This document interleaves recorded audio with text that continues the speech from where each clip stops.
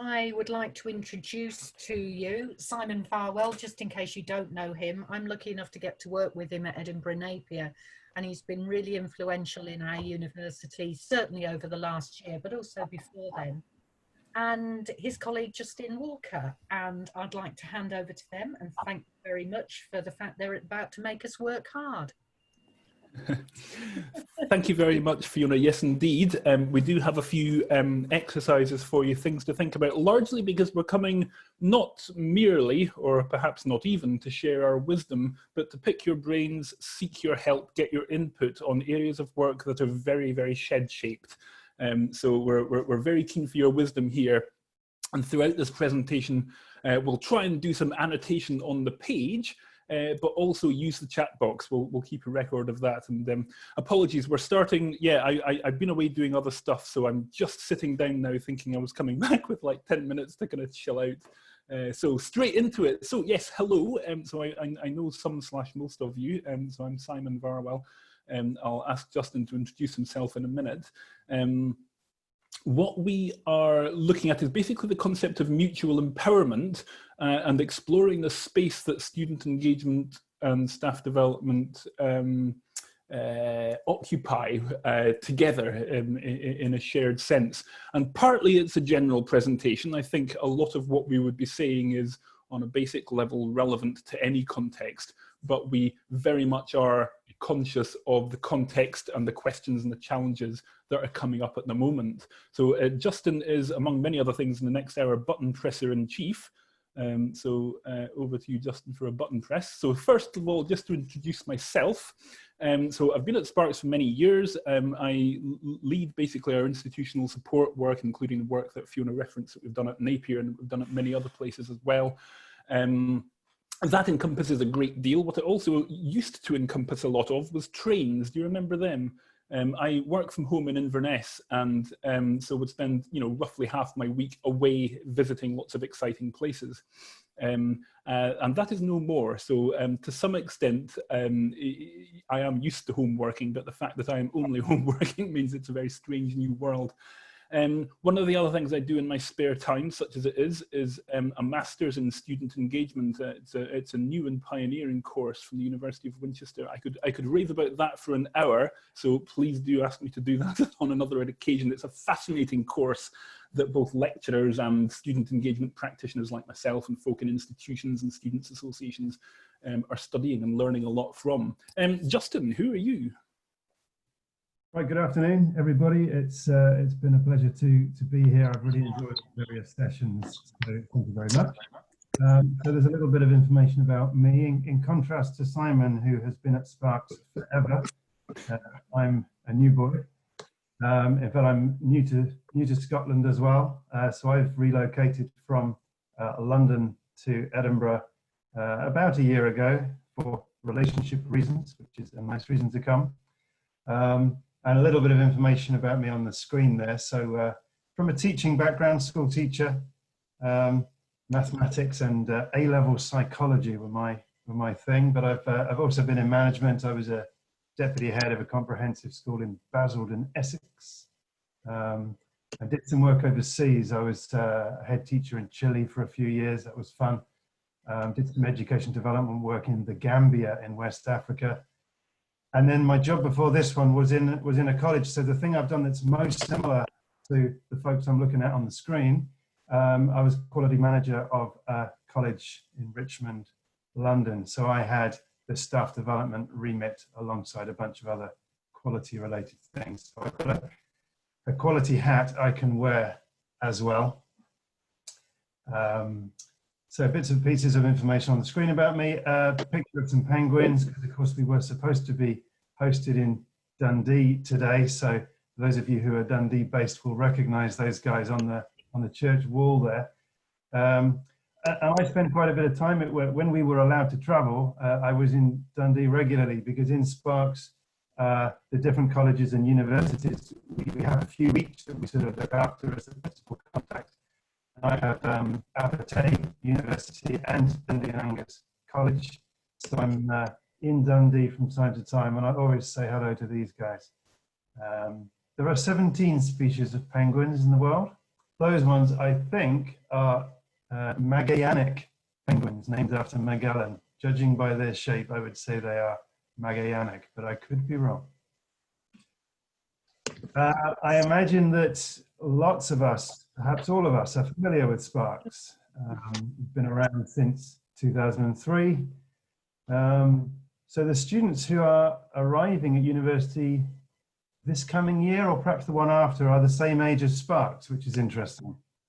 Or those that are that age. Of course, there's lots of students who are not that age, but those who followed education chronologically will be that sort of age. So we're into student partnerships, we're into dialogue, we're into students having a voice in the decisions that impact them in colleges and universities, particularly decisions that will impact on the student learning experience.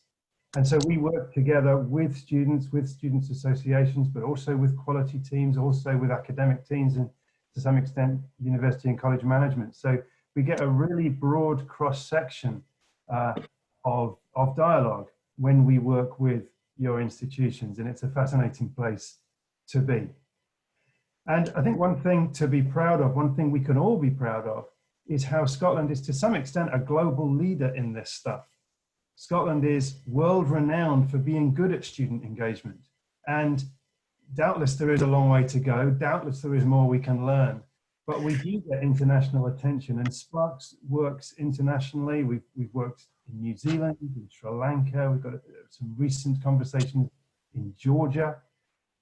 We've helped to set up a similar organisation to SPARQS in the Republic of Ireland called NSTEP. So Scotland gets global attention because we're good at student engagement, and let's keep it that way.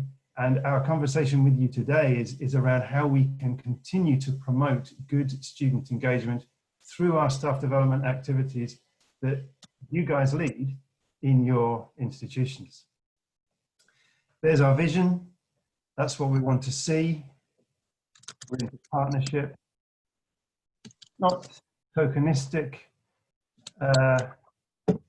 efforts to hear the student voice, but partnership, genuine dialogue, partnership of equals, where we're celebrating and embracing the expertise of the academic staff and the other staff in the university, and the expertise of the student, who are experts in their own right in their learning experience. They are the people who, more than anybody, understands the student learning experience. And that last line there, that we've always been aware that we might be quite good at student engagement for your regular full-time students, but what about all the other students, more than 50% of the students who are not regular full-time students? And at the moment, everybody is a sort of non-normal student. So the last line in that vision statement is really, really important to us. We're interested in promoting positive impact on the learning experience for every student, however and wherever they learn, and how relevant that is to today. So we're going to have an interactive session. We're going to ask you to talk, to type, to think, broadly in 3 areas. We're going to have some discursive activities in 3 sorts of areas where you are already specialists, so there's nothing to fear. One is the area of internal staff development, the staff development that you lead for your teaching staff, your tutors, your teachers. You are all the time organizing and thinking about what are the staff development needs of the teaching staff of your institution. And so we're going to ask you to think about what place does student engagement have in that internal professional development. Is that a talked topic? Is it a topic you deal with? How are we promoting student engagement? How are we teaching tutors about doing good student engagement, if you like? That's the internal activities. And then the second one, the formal qualifications. Those institutions, courses like PG CAPS and TQFE, those types of courses. How are we teaching student engagement or teaching about student engagement through those types of courses in order to prepare the tutors of today and tomorrow for good student engagement? And then finally, the third point there, the last point on the slide, really thinks about not doing student engagement as a separate activity, but weaving student engagement into everything that we do. So strategizing student engagement. So we will have some activities in those 3 areas over the next hour. Simon. Thank you. And so there is this sense of a space where student engagement and academic development work together and overlap. And it's described by Dollinger and Mercer Mapstone as liminal spaces, which I really like. It's something that you might often come across in kind of spiritual forums or perhaps in sort of science fiction. You're not quite sure what world you're in. And there's something rather unsettling sometimes for both staff and students when you're in a territory which is no longer student controlled or staff controlled. It's something new, it's something different. And at its worst, that can be intimidating, but at its best, it allows you to deconstruct all the assumptions that you've made and sort of rebuild the educational experience without being loaded by assumptions. And so let's just play around with this liminal space a little bit more. And Justin's going to show us a couple of boxes. So if we imagine the overlap as a Venn diagram, we have student engagement as one box, and there will be lots of activity going on in there. And then in the other box, we'll have academic development, and they will overlap to a degree that I suppose could be a debate for another day. But let's just stretch that box in the middle and imagine that there's a huge space where it does overlap, or at least zoom into it. And let us try to imagine, treat this as a bit of a blank canvas and imagine what might be in here. And we're asking for your views in a second, but firstly, here's just our very rough suggestions of what might lie in that liminal space between student engagement and academic development. Justin. Thank you. So 3 suggestions. The idea of co-creating the curriculum, obviously, a big buzz, a big conversation. That's an obvious way where people can work together in a space that might not necessarily be owned by one party or the other. Equipping staff to work effectively with course reps. Now, course reps are an obvious tool of student engagement, but actually what you do with a course rep, how you treat them, how you support them, how you learn from them, how you encourage them, is a question for academic development. And similarly, there's a link with, obviously we can talk about student module evaluation, their feedback on their learning experience as a very student engagement activity, but what do you do with that feedback? How does that relate to academic practice? What the lecturers need to do more of or less of or the same of? And so when you start linking the results of surveys into academic staff thinking, okay, what do we now need to do? That is another example of the liminal space. So Justin, can you scrub those suggestions off here? And now, if it works, you should have a facility at the top to annotate this slide. Yeah, so if you go to view options at the top, so you're viewing Justin Walker Sparks' screen, and next to that view options, and then click on annotate, and you've got various options to do a text box or draw things or write things. Have a go at that and also use the text box.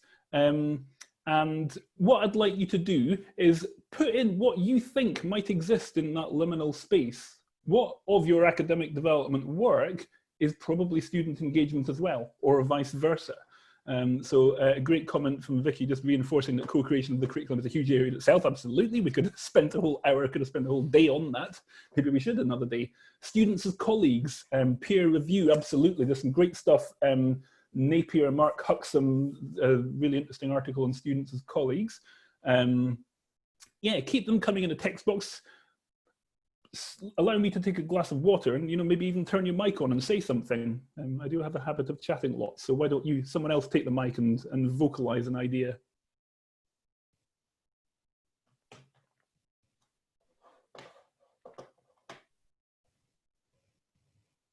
Students as help as sounding board for transition. If that person would like to say a bit more about that, I'm wondering whether it's about speaking from the life experience you have.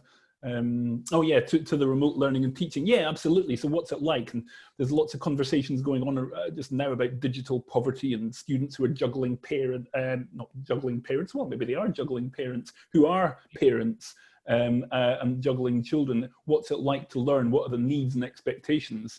Program development. Yes, absolutely. How do we build things from scratch? What does it look like?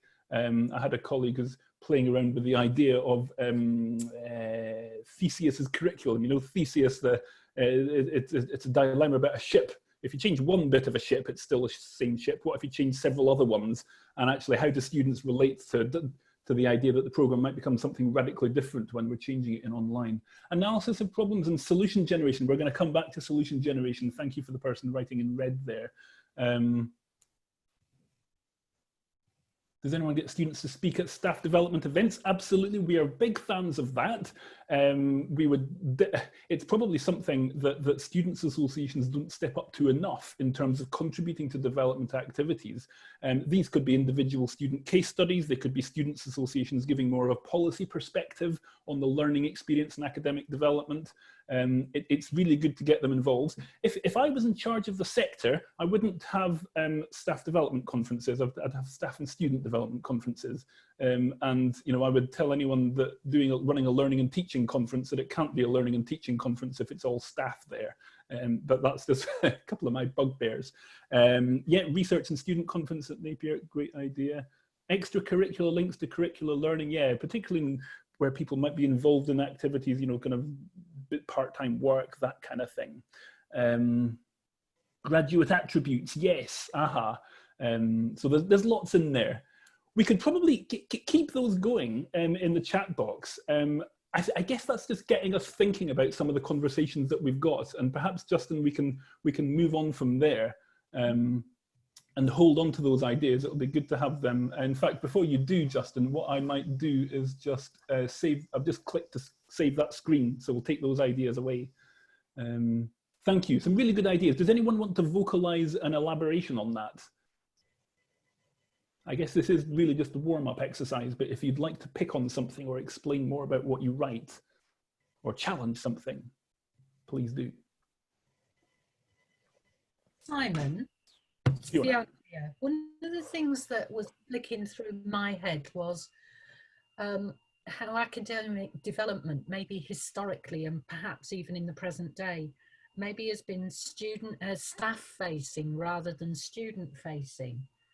So, and I'm not meaning by that academic development has not been concerned with the student experience, but it's quite often working through other people, and there are challenges within that. And I don't think we're able just to say, well, of course we've got our own students because we've got our PG Cert students or maybe another program. So I think that's quite a provocation you're giving us in many ways that I'm just hovering over the top of. So yeah, that was my thinking. Right, thank you. Yes, and I think it would be nice to get students behind the curtain, if you like, of staff development. And what that doesn't mean is having a random student there in the middle of your performance review with your boss. No one's talking about that, and no one's talking of kind of, you know, having people getting public dressing downs in front of students. This isn't about invading those personal spaces and acting in unprofessional ways. But for example, do students even know that there is such a thing as academic development? Do they know that there's a policy? Is the Students' Association well involved in shaping it? Do people understand that staff build on student feedback and reflect on it in their practice? Do people even know that there are qualifications you can do as a lecturer? You don't just train in, you know, kind of science or maths or language, but you do actually train in teaching. Do people even understand that whole world exists? A joint Shed SPARQS event, I think, would be fabulous. Yeah, something that we're, the closest thing we have to our own Shed is our student engagement staff network, where we have people who might have student engagement or academic representation or kind of, you know, education job titles within institutions and students' associations. And I think they would learn a lot from Shed. And I think it would be good to cross-reference that in terms of, well, first of all, how do they develop what they're doing in terms of their own professional practice? Are they learning from education developers? Do they recognize that what they do sometimes is behaving a little bit like education developers when they support and develop and train student representatives or students' association officers and talk about the learning experience from that side? Let's run with that idea. Some great suggestion. Yes, let's plan for it, and yeah, we'll not forget that it's mentioned now. When someone suggests a good idea, we generally do hunt them down. So thanks very much, Justin, for presenting that liminal space for us to play around with. Shall we just move on and hold on to those ideas because they are great. Two examples of where you might use that liminal space. Now, do we need to? Yeah, just a minute. Yeah, we've removed the annotation and then you can now move the slide on. Yeah, two examples of where that liminal space might generate practical conversations is a student learning experience diagram. If you've seen this before, you've probably seen it in the context of our class rep training. It's a tool where we ask students to, well, class reps particularly, to ask targeted questions around each of these headings so that they are presenting a full picture of the learning experience to staff. And I suppose the flip side of that is that actually this tool isn't a stick with which to beat teaching staff. This isn't a tool with which you can say, okay, teaching staff, here's what's wrong with the curriculum. Here's what's wrong with learning resources. Here's what's wrong with all the other boxes. Go and fix it, please. These are questions that staff can ask themselves in terms of like, am I hearing enough from students? Are students, and particularly my class reps, delivering to an appropriate standard in terms of the breadth of their feedback? Are they only ever talking about the lack of printers, or do they actually engage with the curriculum? Are they engaging with progression issues? Are they engaging with, you know, I guess it's very easy to say, well, I didn't get good enough feedback on that essay I submitted, but are you actually commenting on the type of assessment, for example? So this is a really good way for staff to kind of raise the bar for student feedback and say, well, can we get views right across these areas? And similarly with the next slide, Justin, it's not just a case of what feedback you're giving, but also how you're giving it. So also in our class rep training is the ABCD of effective feedback for relatively self-explanatory qualities that students, class reps particularly, but students' feedback should embody. It should be accurate, so no sweeping generalizations and overly emotional language. Use facts, do research, come up with evidence to back up what your analysis of the learning experience. B for balanced, so it's not just criticizing the negatives, but praising the positives. C for constructive, this really links to the idea of students as co-creators and solution builders, so they shouldn't just say, we don't like that. They should say, could we try this? Or has anyone tried that? Or would this work? Or we'd love to see a bit of that. So come up with ideas. It's that idea of working with staff rather than against them. D for depersonalized, bit of a debate in the SPARQS team about whether that ought to be diplomatic. You know, to use a sporting metaphor, students in their feedback should be playing the ball and not the player. This isn't about saying, you know, Simon's dreadful at using PowerPoint, but, you know, I am not learning enough from this session. So it's the impact on the learning. But the reason why I quite like diplomatic rather than depersonalized is that sometimes there are opportunities or needs to praise the positive, for example, by saying, you know, Justin's an absolutely fantastic facilitator, you know, give that man a gold star. And that links into, you know, the whole idea of student-led teaching awards, for example, break the depersonalized idea. So there is a way of giving positive feedback. So again, like the SLE diagram, this is an example of how staff can raise the bar. And one question I love leaving people with, perhaps it's not time just now, but I just love as an open discussion, so give me your thoughts in the chat box maybe, is should teaching staff as professionals have to expect feedback from students that is not A, B, C, D? Now, if class reps are getting trained in this, then hopefully you don't get it from class reps, but should you even have to tolerate and entertain feedback, is that's rubbish and you're awful and I hate everything? Is that appropriate professional behavior for a student in a mutually respectful learning experience? Let me know your thoughts on that. I'm just going to pick up on the comment from the chat box about, yes, absolutely, Vicky, there was Arnstein's ladder of participation adapted to curriculum design. Boval and Bully. I used that in my just recently submitted essay in my master's, and I love Arnstein's ladder. I could talk about it all day. So yeah, so any thoughts? And again, you could annotate by, you know, Justin, can you flick us back to the SLE briefly, please? Would anybody like to just put a wee dot or a question mark against any of these headings at which they think that staff never hear about from students? Do they only hear about learning resources, for example, or assessment, or do they never hear about the quality enhancement and assurance process or from students? Yeah, so that it's actually the trickiest one in the box, because the quality enhancement and assurance area here is about whether students see their feedback having an impact. So are there opportunities to give feedback? When they do so, does it work? Does the class rep system work? Do module evaluations have an impact? That kind of thing. So that can often be a difficult one. Student progression and achievement can on first glance be a bit of a kind of woolly, fluffy one, but it's about that idea of moving from year to year. Is it easy to move from HNC to HND? Is it easy to transition from college into third year of a degree?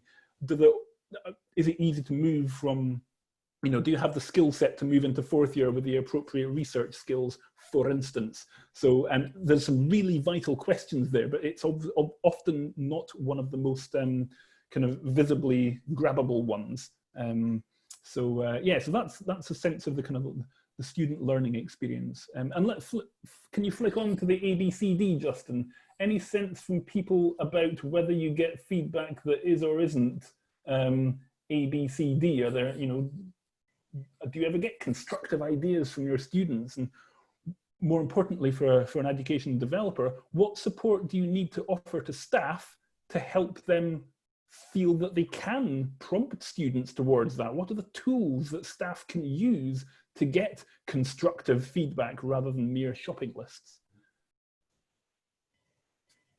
Yeah, in what part of the SLE, Mark, do we get students to comment upon reflection, achievement and success? I suspect that might come through various ones, possibly the assessment box, possibly quality enhancement and assurance in terms of identifying the evidence for it, maybe progression and achievement, I suppose. It's probably quite underpinning. That's a good point. Thank you for that.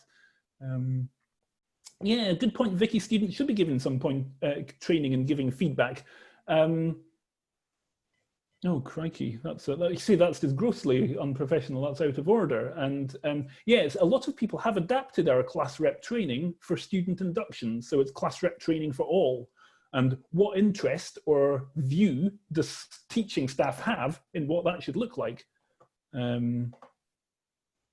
Yeah, treating people as you would like to be treated. Yeah, and it comes back to that idea of this mutuality, staff and students working together in the learning experience. So yeah, lots to think about there, but hopefully also some examples of how you might take these tools away to have conversations with staff about what they think are their expectations and their rights in this. Can we move on, Justin? Yeah. I think it's over to you at this stage. That wasn't the first of our three discussions. That was just an introductory get going. So we've still got three discussions to come. As I suggested earlier, three specific areas. So firstly, let's think about PG CAPS and TQFE and or any other way we have of formally preparing tutors for their university roles through some kind of professional qualification. So what we're interested in here is asking you about these types of questions. Those of you who run, and there's probably people with us who directly run these programs and have overall charge for them. Do we teach student engagement?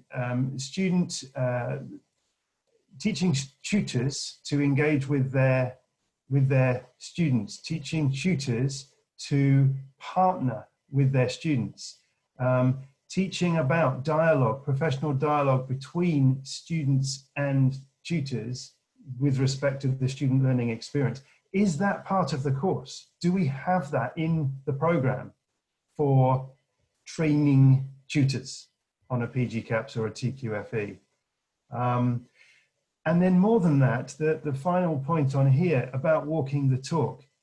And that's been mentioned all the way through today's session, the idea of modeling, the idea of we can model this good practice rather than just talk about it. So if you've got a whole course of PG CAPS, TQFE, to what extent do we take advantage as the weeks roll by of modeling good student engagement? Of course, in this case, the trainee tutors are the students. So we're treating them as the students, you're the tutor possibly. Are we modeling what it is to have good dialogue, good partnership, co-creation of the course and co-creation of the learning experience? Are we modeling that and are we teaching that? So time for me to stop talking and hand over and open up the space. So please type in the box, open up your mic and speak, and you can annotate the slide again, although there's not much room. And I've just stuck the student learning experience in the corner of the slide as a reminder of some of the areas. But let me hand over. This is partly for our benefit and partly for your benefit. In terms of us, this is, it's really good for us to hear what's going on in your courses and the extent to which student engagement is mentioned. In terms of your benefit, we're hoping to sort of, persuade is the wrong word, but influence what takes place on these courses. So the floor is open. Please type, please talk, and we'll have a few minutes on this. Hi, Justin. We actually did something very similar to what you proposed in terms of student engagement on our programme redevelopment that we're doing in terms of our PG cert and it's instantly just gone from me. Learning, teaching and assessment in higher education, and we had a researcher from Lancaster University who's using a service design module to look at the student experience, and we invited all our staff students in. Well, the students are staff, and yeah, they kind of spent a day in a workshop with Radka Newton from Lancaster, I think it is, and yeah, we had a really good session. Likewise, the staff went in beforehand, but again, I think for us it was trying to get students involved because our students are staff, so it was again their availability, etc. But certainly we had the course reps and a couple come along, and it was really quite useful for us. But more of that is what we need, I think. I'd say I think there's a risk that we imagine that a PG cert can do everything. I've been involved in the PG cert at Napier for 6 and a bit years now, and I think we've been through various contemplations on what it can be. And I think it can only serve so many purposes. But I absolutely agree that looking at and focusing on the student experience in the way that you're doing right now should be part of the offer. But I'm not sure it can always sit neatly in the PG cert. And I don't think I'm avoiding the issue there. I worry about us trying to put everything into that one particular vehicle.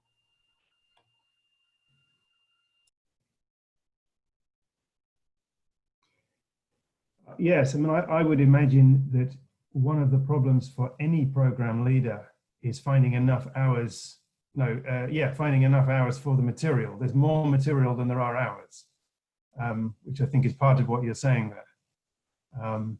And possibly one of the ways of addressing that in a small way is this issue of walking the talk, that we're not teaching it so much, but we're sort of modeling good practice as we go through. I think another of the problems, I wonder if any colleague would like to speak about this. In the chat box, there's been a mention of students being a bit unsure about this, but I think the other issue is tutors being a bit unsure about this. Tutors who are not comfortable with the idea of handing over the stick.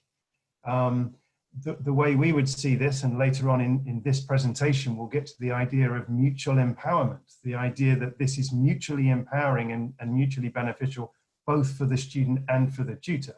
That's sort of where we're heading in this presentation.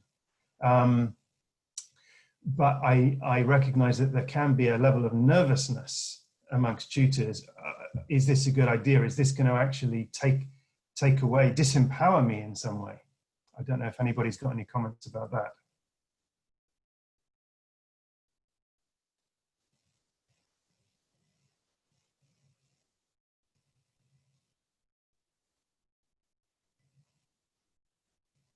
Just listen, yeah, not listening to the text box, but reading the text box. You know, if this is something that we can help with, and we'll emphasize this before we wrap up, you know, if you would like us to come in and talk to your course teams on these sorts of courses and play around with some ideas and, you know, contribute some thoughts, ideas, exercises, then we'd be very happy to do so.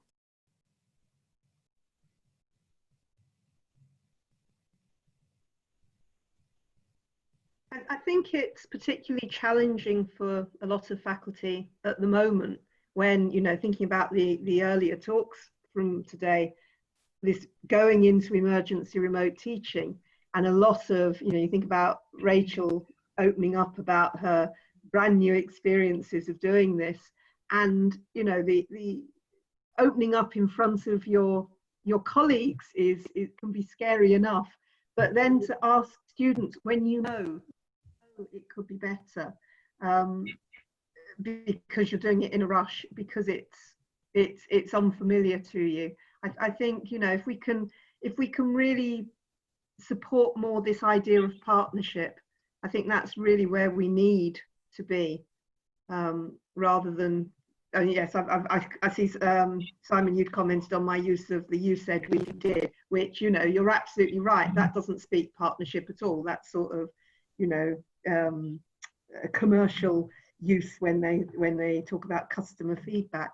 So thinking about that partnership, how we support faculty through, and I think, you know, we can learn an awful lot from our students at the moment if we're open to it.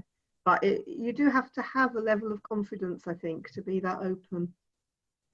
I think as well, building on that and relating back to what Fiona talked about when she said we need to have some confidence to say that sometimes it's just going to be good enough. Some of our students don't want to hear that. So some of our students actually want to have confidence in what we're doing and to trust that we know what's coming, we hold all the cards. So partnership provides an imbalance on both ends, I think. It opens up an imbalance for us to show vulnerability, but it also allows the student to see the vulnerability, and some of them don't want to see that. So I think we need to have a sort of pastoral think there as well. I think that's a really good point. I remember once getting my students to design the assessment for their 20 credit masters module, and they just looked at me, and then I said, okay, I'm taking, I mean, it was a face-to-face session, I'm taking from your facial expressions, you're not totally happy with that. Let's just talk a bit about why you feel challenged by that. And they just looked at me, and once they got comfortable with the idea that, you know, they could talk to me about such things, you're the lecturer, you're supposed to tell us. So that was quite an interesting point for me, having read in the literature what a good idea it would be. Yes. And partly this kind of mutual learning. It can still be mutual learning if that is what you learn. You know, do students realize that staff are time poor? Probably, I suspect. But sometimes staff are performing such heroics that it's easy to assume I'll get a response to my email within an hour. I'll get brilliant feedback on my essay, and just that's standard. And we can argue about what that standard is, but it's a conversation worth having. And sometimes staff can be a bit nervous, and I understand why, to show their weaknesses and reveal their humanity. But I think there's a scope for an honest conversation there, sensitively handled, but hopefully worthwhile. Yeah, I think Julie's point is interesting about the PG CAP students, and yeah, being a student when you're staff, I think is very enlightening. Yes, yeah, very much so. Yeah, so that's certainly what I'm finding in my masters. I'm not a teacher, but you know, as a kind of trainer, facilitator, consultant, yeah, I can recognize some of that dynamic.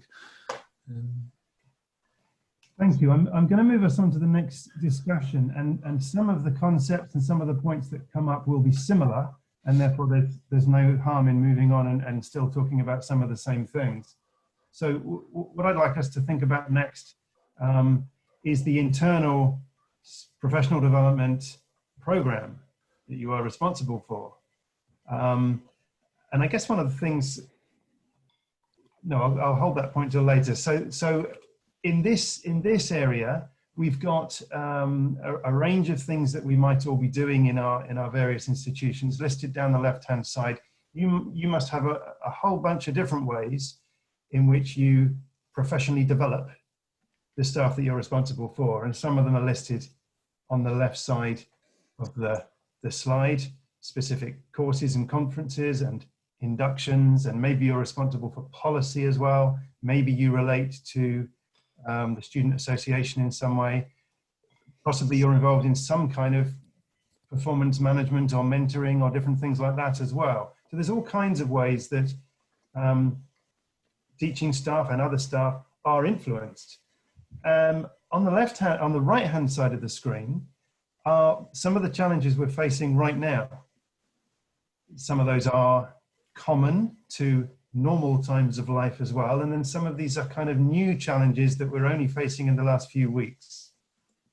And things have changed. So this conversation now can be specifically focused on our situation right now, the problems we're trying to solve right now, and weaving student voice into what's going on right now. Our point of view as SPARQS would be that because there is such change going on, key decisions are being taken which are going to affect current students and cohorts of students for a number of years. And it is essential that student voice is not forgotten. It is essential. And so we would urge you to believe that in terms of the professional development of your staff, it is essential that those staff understand the importance of student voice, because the student voice is one of the expert voices that must have a voice in this dialogue. So I have proselytized enough about that. This is another opportunity to have a chat, to type in the text box, but moving our conversation to our internal professional development activities. How are we doing those things? How are we involving the student voice in those things? How are we promoting student-staff partnership through those things? And is there any problems we're having right now about the current context that we actually need some help with and some support for? So I'll open up the floor again. Please open your mic and say what you feel like saying.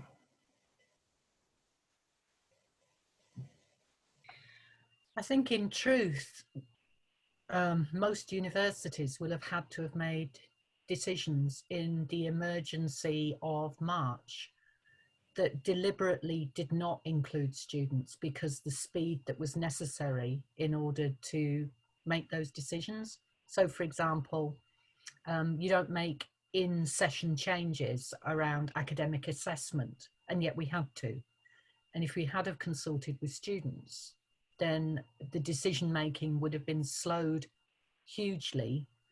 So sometimes by necessity, the things that you would normally do to ensure that you are working collaboratively with students have had to be not adhered to in the same way that they normally would be. For me, what's really important is that we get that back as soon as we can.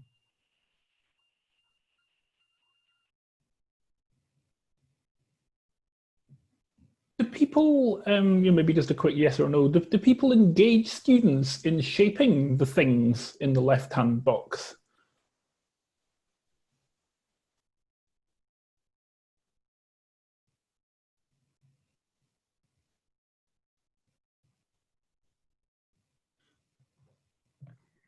I don't think we do with induction at all. That's an interesting point. I hadn't really thought about induction. We do about engagement with students, because I'm mainly involved with online. I'm always trying to, discussing how do we better engage with you? How do we, get feedback before the end of the module? Because they're pretty good at feeding back at the end of the module, but of course, that by then it's a bit late, certainly for them. But I'll give. I don't know if other people involve students in induction. So that's an interesting point.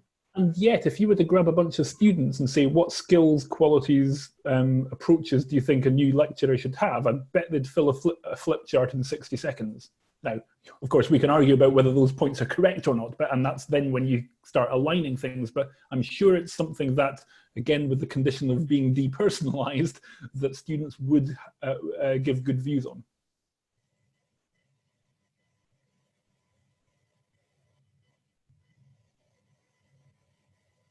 Yeah, good point, Vicky, about recognizing time. We're coming to that.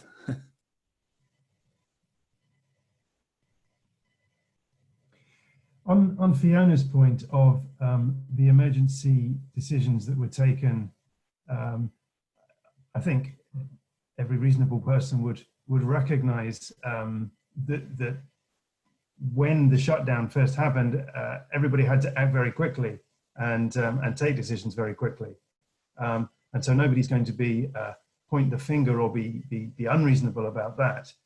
I think what we have observed from the SPARQS armchair, sort of looking across the institutions, is we've seen institutions where institutions have made an attempt a little bit later down the process to involve students in dialogue about, well, how has it been? How have the last few weeks been for you? One thing we have recently encouraged course reps to do across the country is have, you know, one more chat with your class before you finish. Let's have one more chat and let's collate that feedback together, so that academic staff and college management, university management, can learn for the start of next year. You know, this thing hasn't gone away. We're already talking about the start of next year, and students can have a voice. Students can reflect on how the last few weeks have been in order to improve the learning experience for whoever will be with us in August, September, October. Again, as people who are in charge of professional development of tutors, if you're able to influence the way that tutors are thinking about that, that's probably a good thing.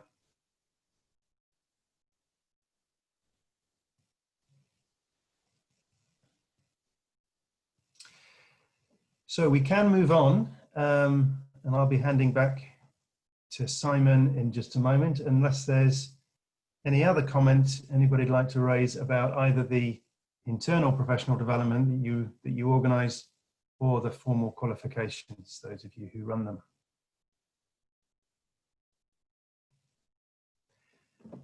And I think I'd just like to mention that listening to learners has been on previous slides throughout today.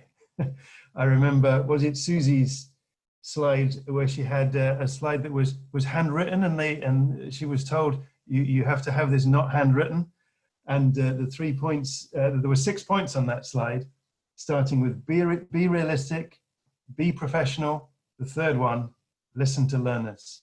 So this is something we're familiar with. This is something we're good at. But it's easy to have misconceptions. And I think I'll finish with this point and then I'll hand back to Simon. It's easy for our tutors, our teaching staff, to have misconceptions. We talk about student voice, we talk about student engagement, and it's easy to think, yeah, I do the end of course survey. I get my student engagement. And we'd like to say that a partnership of equals is much more than doing a survey. And Simon will pick up on that and various other points. And I'm going to hand back to him right now. To help if I turn my mic on. So thanks, Justin. Yeah, so reflecting on the activities that you're doing in your staff development and how students might be engaged in shaping that and how it overlaps and informs with student engagement.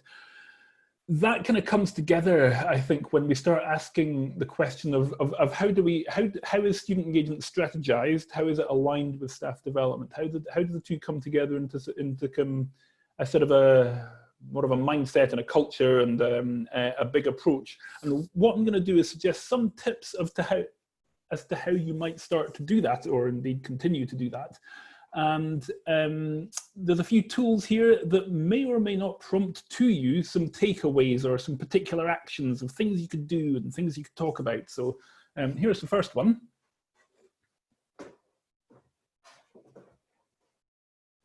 And just to build on the quote that we gave you earlier about the liminal spaces, I guess to frame all of this, to continue this quote from this Donald J. Mercer-Mapstone article, is the idea of mutual empowerment. So this is where the title of our session came from. So yes, partnership can create liminal spaces, and in that spaces it can be mutual empowerment among co-learners. So this idea that staff are always learning from their students, which is something I hear a lot from staff, and I guess the whole idea of education and development is rested on the idea that they are co-learners.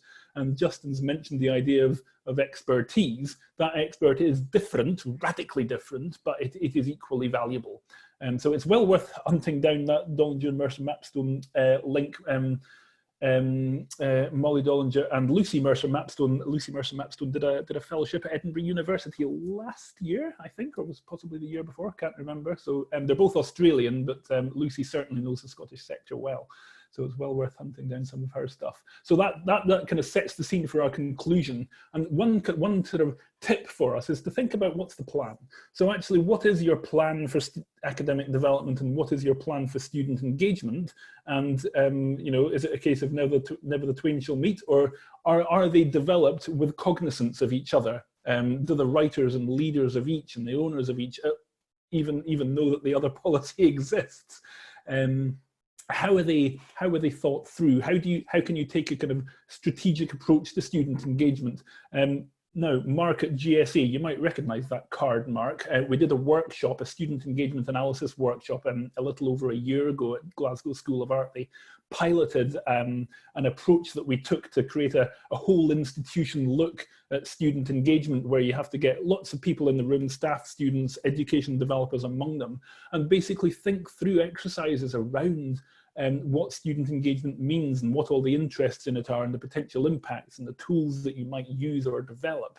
Now, that's not a very social distance friendly exercise to do, but there's certainly things that we can offer that will help you think through things in a way that suits the context and also the questions that you're going through. And the questions that you're wrestling with at the moment. So are your strategies for student engagement and academic development aware of each other? Do you even have a student engagement strategy? So is that a little action to take away? And our second slide here, here's something to think about that answers some of the questions we've come to before. There were comments in the earlier session, in one of the earlier sessions, was it Rachel's session about defining student engagement? And this is not necessarily a kind of definition in a sort of strict kind of straight-jacketed sense, but it's certainly a framework for exploring what it can mean to you. This nationally agreed framework was developed in 2012 or 13, I should remember. And all the sector agencies contributed to it. SPARQS did do a lot of the running on it. Others, such as the Funding Council, obviously, and the Higher Education Academy, as was, contributed money to this. And by the way, all the agencies in the college and university sector kind of helped to create and then endorsed this strategy, the framework, I beg your pardon. What you see in the framework is 5 things. First of all, in the target, the 5 areas in which you can engage students. Now, right at the heart, of course, of it is that learning experience. So the first element, students feeling part of a supportive institution, and then very much up the street of folk in this event, students engaging in their own learning. How do we engage people in the kind of academic and non-academic experience? And then wrapping around that are the 3 elements that are sort of badged with the SPARQS logo there, and they basically underpin the work of SPARQS. So what we're concerned with is student engagement in kind of commenting on and shaping the learning experience, the formal mechanisms for quality, the reviews, the feedback processes, the monitoring, that kind of thing, the rep systems, and then the national level at which, of course, we're all aware hugely impacts on the learning experience. So these are 5 areas in which students can or should be engaged in shaping, and we will have lots of experts in the element, particularly element 2 in the middle, engaging in their own learning, and how does that align with the other elements. The other aspect of it are the 5 underpinning features of student engagement, and there are the 6 comments that you've got around the target of whatever engagement activity you are doing. Can you do it taking into account these 6 features? And I think there were some comments from a couple of folk around valuing the student contribution. What do we give back to people? So, you know, it could be as simple as thank you for filling out this survey, or it could be here's some goodies for being a class rep, or it could be here's a full-time salary for being a sabbatical officer.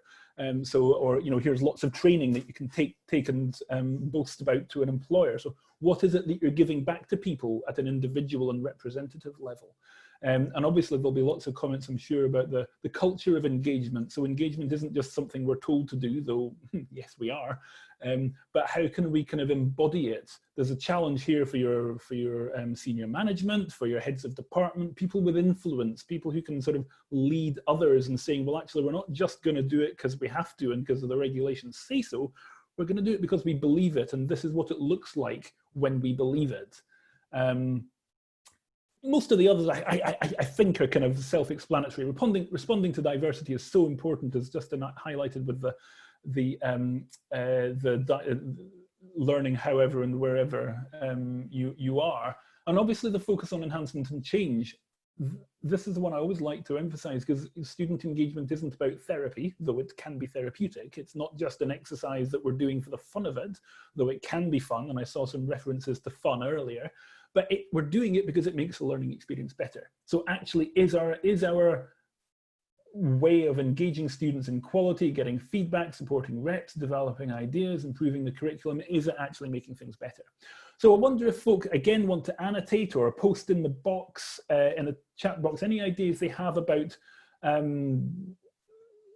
elements of this where they're kind of doing well, or they're aware of, or they don't think they're doing anything, and, you know, perhaps we can help. So, you know, a wee dot or something that might highlight where you are with this framework, or what questions it might provoke.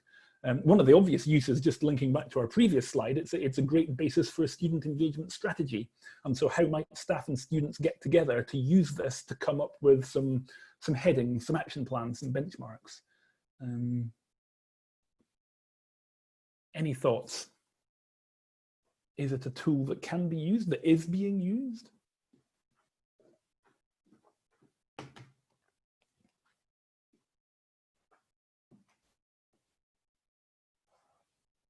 Okay, I'll leave it with you, and we'll perhaps move on, because we can come back to that.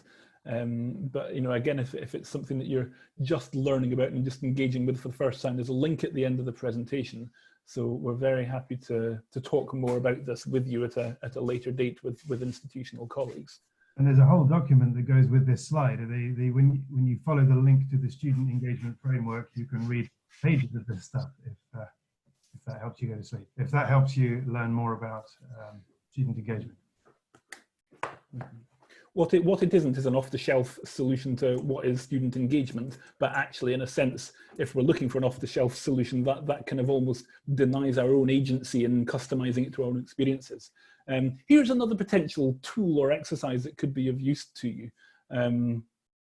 Yeah, absolutely, Vicky. The narrative behind the diagram will be in the link at the end. Here's a little exercise to think about. Have you ever engaged teaching staff in questions about the class rep role? So one of the best things to do is to get to kind of build trust and build that sense of mutual learning, is to ask people to work together on their mutual expectations of the class rep role. And this question, I love it when class reps. It's a very valuable question, because what it doesn't do is take the class rep job description, roll it up and beat staff over the head with it. Neither is it an excuse for staff to rant about their class reps. This is a very positive question that allows you to collect the positives about the class rep role. There's another question we use in concert with this, which is, I wish class reps ... So have you ever given teaching staff the space, potentially even with class reps themselves, depending on, you know, kind of how the culture is? Have you ever done an exercise where you get people together to complete the question, I love it when class reps, or I wish class reps? And you'll get some enormously valuable, positive information out of this that you can then use to inform what the class rep should be doing, and importantly, create the class rep as something that is jointly owned. So you know, one of the classic mistakes of the class rep system is to leave it with the Students' Association and let them get on with it. And suddenly it's demystified for teaching staff who never know what class reps do, never know how to use them, never feel they can criticize them or engage with the system. So have a think about those two questions. Yeah, I'll click that link in a minute, Mark. It's obviously from the SPARQS website, but I can't quite tell what it's from. So yeah, so that's another little exercise you could do. So yeah, do teaching staff ever ask that question of themselves. Have you ever asked that question? That's a framework. Thank you, Mark. So yeah, any thoughts, comments on that before we move on? Somebody mentioned Arnstein's ladder. Sorry, we'll carry on, Justin, actually. Here's, looking at the time, we mentioned Arnstein's ladder earlier, which when adapted for learning experiences, can talk about the kinds of roles students can have and the kind of things that we can expect of them. And here are 4 that I'll just briefly run through. We might expect students to provide us with information, to tell us what the learning experience is like. And a classic example of that is filling out a survey. We might expect them to play more of an active role in terms of, for example, collecting and analysing that feedback and saying, well, actually, yeah, let's have a survey, but can we ask this question and in this format and at this time? And by the way, here's what I'm surprised about, and here's what I think the themes are from that data on top of what the students say. We've touched also on the idea of students as experts. Do we recognise them as experts? You know, just as, you know, does a tree, when a tree falls down in a forest, do we, and does it make a noise if there's nobody around to hear it? Is a student only an expert in their learning if we do something to recognise them as such? Or is that expertise inherent in who they are? So what is it that we have to do to tease out that expertise? And finally, the idea of the partner who engage in an authentic and constructive dialogue, ideally in that liminal space. So there's lots in the role of the partner about the power dynamic. So obviously there's one question here about to what extent we have people playing those roles, and there's all sorts of questions here about kind of, you know, do we have enough people getting beyond information provider, and who is it that's the partner? Is it just our students association officers, or can normal students be a partner as well? But Justin's about to show us some questions that help us reflect not just on the role of students, but what institutions can do to bring that about. So how do you encourage students to provide information? Might there be obstacles, particularly at this time in giving people the ability to contribute information? Are there certain types of students we exclude? And how can you equip students to critically engage with that information? What makes a good actor in terms of those critical skills? Now, the class rep is a classic example of the kind of person that would play the role as an actor, and there's a lot answering that question in the class rep training, but I suspect there's more than class reps that can be good actors. How do you recognise that expertise? What kind of experts do you have? You have an awful lot of experts in home learning at the moment. You have an awful lot of experts in juggling learning with work responsibilities, with kind of stress and mental health issues, with family life. You have experts in, you know, the postgraduate experience, transnational experience, so many different other ways. So who are they, and who are the experts who might not normally come through in the surveys and the information provision, for example? And finally, how do you make that conversation and that power dynamic truly dialogic? I was in a meeting yesterday where we were talking with a colleague about helping the senior officers and staff work together, and we gave a practical example of finding a neutral space like a cafe. Don't just invite them into the senior management corridor or the academic development offices to have a meeting. Not that you can do that now. And don't, you know, it might be slightly better to go to the students' union and meet them there, but actually a neutral space, a cafe, a learning space, somewhere that's much more informal. Suddenly it's nobody's space in the kind of the human sense. Now, none of us are going to cafes or senior management corridors at the moment, so there's something to be said for the Zoom capacity. We're all looking at each other's beautiful paintings in the background. We're all looking at each other's children wandering into the backgrounds of our rooms and trying to do their home learning. We're all kind of commenting on each other's lack of hairdressers, that kind of thing. So there's a neutrality there, and I wonder how we can exploit that to create that true dialogicness. So yeah, so does anybody want to comment on those roles and whether and how they might be equipping staff to bring those about and reflect on their own part to play in shaping that?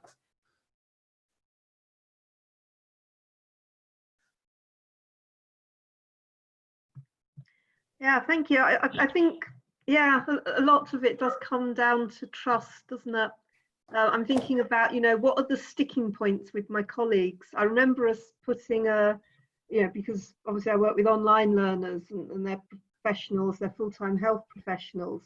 So getting them involved in, you know, electing a student rep just didn't happen. It wasn't something that was possible. So instead, the student rep, we used one of our face-to-face students who did this as a sort of mini project, and she put up a discussion board for them to all comment, and that was really unpopular with some of my colleagues, because they felt very challenged by some of the comments coming up. Whereas I thought it was great. That's really interesting, because I was thinking, oh, this is fantastic. The students are seeing this as a safe place. You know, it was an area that was password protected, so it wasn't online. But one of my colleagues then closed it down. It was closed down because some of my colleagues just said, no, we can't have this. This will just spiral. Whereas I was thinking, oh, great, we're getting really interesting comments. Let's work with them. So yeah, I haven't cracked that one yet. I understand, Susie, why people might be scared of things spiraling, and that is where common ground rules come in. One example from the college sector from years ago that always strikes with me, a college set up a suggestion box in a corridor, I think in the foyer, and they were getting lots of good ideas from students, but then someone said something absolutely horrible about a member of staff, and that member of staff then contacted their union and the suggestion box was removed. Now, can't blame the person for being offended at all, but actually what should have happened is that, you know, somebody just removed that and destroyed it and it was discarded, and that there was information stressing this is not about having a go at individuals, this is about wider comments. So what are the ground rules to those third spaces, as I see Vicky's just called them, and can you co-create those ground rules as well?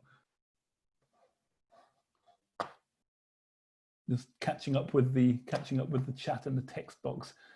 And it's one of the things that's difficult about the job that you're doing in terms of professional development of staff.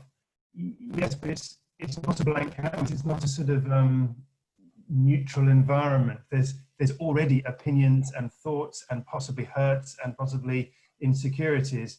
And so the work we're doing in professional development is not just, you know, pouring more fuel or doing a software upgrade to the tutors you've got, but it's a social exercise as well. It's a human exercise as well, which is what makes the job interesting, but it also what makes the job difficult. So that, and you will have a sense from your own institution of how easy or not it is to influence people, to suggest change. And that will be different for everybody sitting here, I think.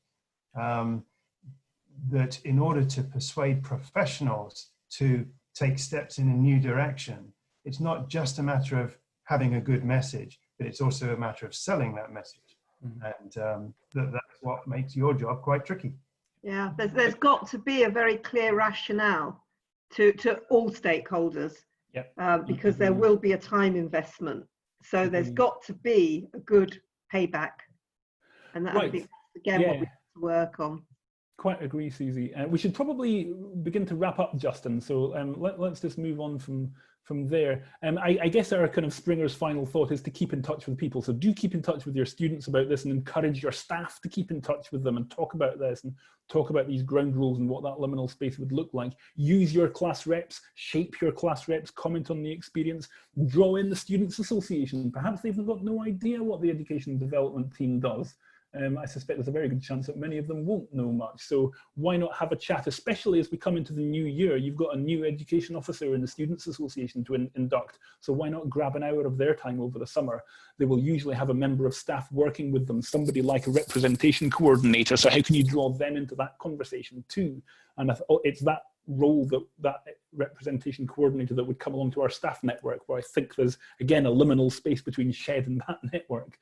Keep in touch with us too. All these ideas that you're coming up with, the questions or your thoughts, if we can help, if we can come and meet with your team and talk through these things, if we can contribute something to some of your programs that you're running and the sessions that you're running, if we can help facilitate workshops and reflections, we're very, very happy to do so. You have a key contact, which will be on our website, but also Justin and myself kind of lead on the education development side of things. So we're very happy to get involved and follow up conversations on that. So yeah, just keep talking and let us know what we can do to help, but also what can we learn from you. We've learned a lot already. So there's some really good comments going on here. Just to finish off, here's some references. You'll see the student engagement framework in there. Also, the UK Quality Code has a useful chapter on student engagement. It's worth picking up some of the language from there. And then on the next slide, it's just a list of resources from our website, some of the diagrams we've shared. We've also got our COVID-19 hub. There's some really good practice in there. We've picked out some education development type things as examples of how you can kind of support reps that you work with, for example. There's some really good ideas in there of how people have adapted surveys to reflect the current situation. So keep your ideas coming. There's our contact details too, from including myself and Justin. What we haven't included in that, I beg your pardon, is the news, our news articles. Please do sign up to that. Very finally, just to wrap up, another quote I want to share with you. A couple of you, I think if I remember rightly, Vicky and Dustin had emphasised the fun that should be in our role, and I want to tease that out in the end. According to Gravitt and Co, partnership isn't just about individual practice, although it is, but it's an ethos, it's dialogic, that word dialogic again, it's values-based, and some of those come out in the framework. It's got the potential to be transformative. Of course, it needs to be transformative because we're undergoing a massive transformation right now. It needs to be developmental, as your jobs and your job titles reflect. I do hope it can be fun as well. If we can contribute to helping your partnership and your education development be transformative, developmental and fun, then we're very happy to do so. And yeah, here's to more fun in the future. So I'm not quite sure, Fiona, what time we have for questions, but certainly back to you. Probably don't actually, which makes me feel really wicked. But I know I promised that we would finish as close to time as possible. But I know that you, Simon, and Justin would be more than happy to take emails, contact outside of this. So will you, you've just made us think about so many things. And I think there's a message here that it would be really good to have you come back in the not too distant future to actually tease out some of these things, because you're talking about a space that we maybe haven't contemplated in the way we should. What happens when we broaden those boxes so that students and academic development sit in the same space? What happens? So I'm not going to take questions, and I feel really bad about this, but I am going to ask people to open their mics and say thank you. Thank you. Really Thank you, Simon and Justin. really good. I'm going to hand to Hazel. She's going to do the wrap up for us, and after that I'm going to let us all disappear to wherever we're going to disappear to. I'm going to Saudi Arabia, but there you go, on a carpet. Okay, Hazel, over to you. Thanks very much, Fiona. Fiona's asked me if I could say just a few words about the themes that have come across over the course of the day, so I'm very happy to do that. And I want to pull out 5 different themes that I think have been important. The first of these, my headline theme, is that the university is very much open for business. It's something that we're all very conscious of, but there's a perception of universities, like many employers, being shut. And I think that that perception has been highlighted by questions about universities moving to completely online teaching for next semester or parts of next year. And people are up in arms about that because online teaching is not equated in their minds to real teaching, to being equivalent to face-to-face teaching. But the strong message that we